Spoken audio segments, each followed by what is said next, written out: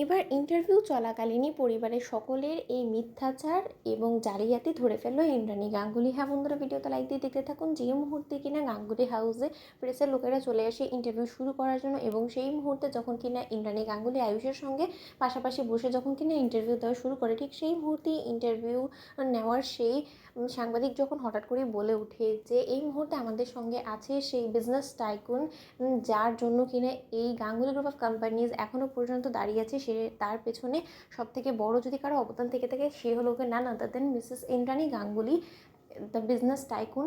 এবং তার পাশাপাশি তার ছেলে আয়ুষ্মান গাঙ্গুলি, গাঙ্গুলি গ্রুপ অফ কোম্পানিজের সিইও। এবং ম্যাডাম, আমাদের খুব বেশি জানার আগ্রহ যে আপনারা মা ছেলে মিলে এই গাঙ্গুলি গ্রুপ অফ কোম্পানিজের কে এত সাফল্যের চূড়ায় নিয়ে গিয়েছেন এবং তার রহস্যটা কি। কিন্তু তার আগে আমরা জানতে চাই যে আপনাদের মা ছেলে একে অপরকে কতটা ঠিক জানে। অন্যদিকে কথা বলা মাত্রই যখন কিনা দেবলীনা বলতে থাকি যে তোমরা কি মনে করছো আঙ্কেল যে ইন্দ্রাণী আন্টি কোনো কিছুই বুঝতে পারবে না, যে মহিলা কিনা গাঙ্গুলি গ্রুপ অফ কোম্পানিজের মাথায় আছে, সেই ব্যক্তি এতগুলো মানুষকে প্রতিনিয়ত উঠায় বসা, এবং সেই ব্যক্তি যদি তোমাদের মিথ্যাচারগুলো না ধরতে পারে তাহলে কী করে চলবে বলো তো।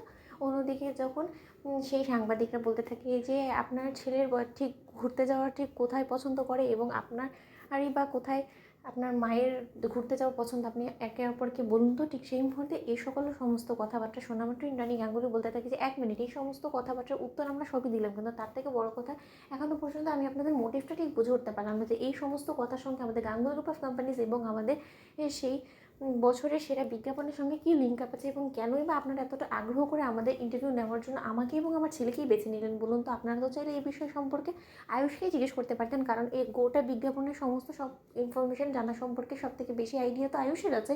এবং তার পাশাপাশি চাইলে আপনারা তো কুসুম, আমাদের গাঙ্গুলি গ্রুপ অফ কোম্পানিজের ব্র্যান্ড অ্যাম্বাসেডার, এবং তার পাশাপাশি আমার ছোটো ছেলে ঈশানকেও জিজ্ঞেস করতে পারতেন। শুধুমাত্র আমাকে কেন বেছে নিলেন বলুন তো।